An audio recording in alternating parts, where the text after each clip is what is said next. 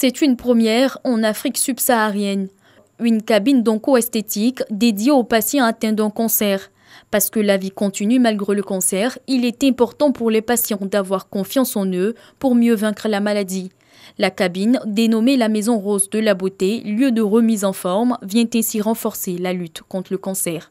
Le cancer lui-même et ses traitements entraînent de lourds effets secondaires sur le corps, sur la peau, sur les cheveux, sur les ongles. Et c'est quelque chose qui doit être pris en charge au même titre que les traitements spécifiques, c'est-à-dire la chirurgie, la chimiothérapie, la radiothérapie. C'est très important parce que les personnes qui ont le cancer sont des personnes qui ont des projets de vie, c'est des personnes qui n'ont pas le droit d'abandonner leurs projets. Il faut pouvoir les prendre en charge pour traiter la maladie, oui, mais les aider à passer ce moment difficile-là. C'est un don de la Fondation L'Oréal au Centre national d'oncologie médicale et de radiothérapie Alassane Ouattara.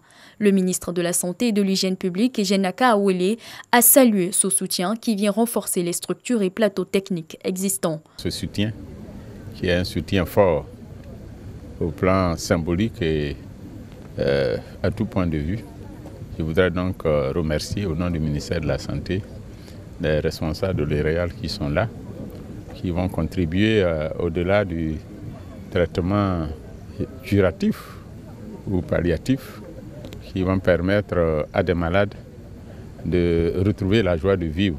Ce centre enregistre 2154 nouveaux patients avec environ 7000 consultations depuis son ouverture en 2018.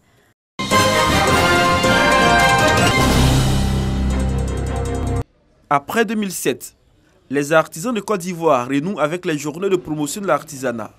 Une seconde édition pour accompagner ces artisans dont les produits et œuvres restent parfois dans l'anonymat.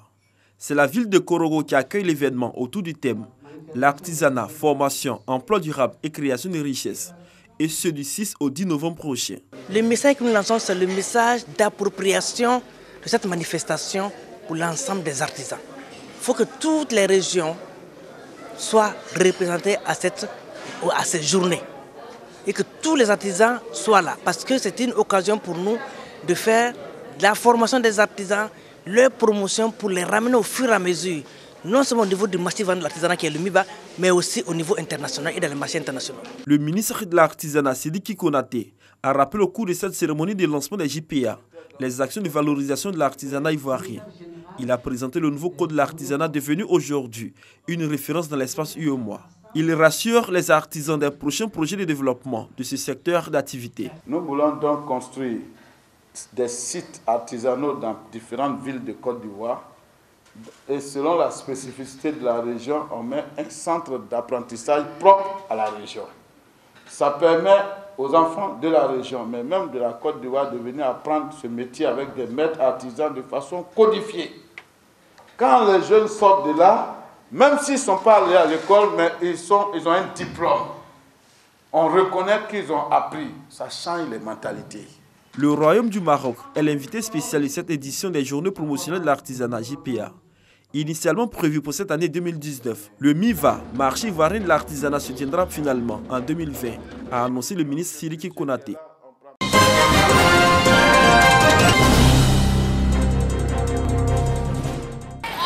Amener les autorités ivoiriennes à poser des actions concrètes contre le réchauffement climatique est l'un des objectifs que se fixe l'Alliance africaine pour la justice climatique, PACJA. Pour ce faire, elle mène une marche de protestation contre le non-respect des engagements pris par la Côte d'Ivoire lors de la COP21 à Paris en 2015. Entre autres, la réduction de 28% des émissions de gaz à effet de serre d'ici à 2030. Nous pensons maintenant qu'il faut agir localement pour impacter globalement. Il faut que maintenant nos décideurs prennent le climat à bras le corps. C'est maintenant que nous devons reboiser. Il faut montrer maintenant les gestes écologiques. Décideurs, passons à l'action. Une marche partie de la place Saint-Jean de Cocody au Carrefour La Vie, qui a réuni ONG, parties prenantes et hommes de médias.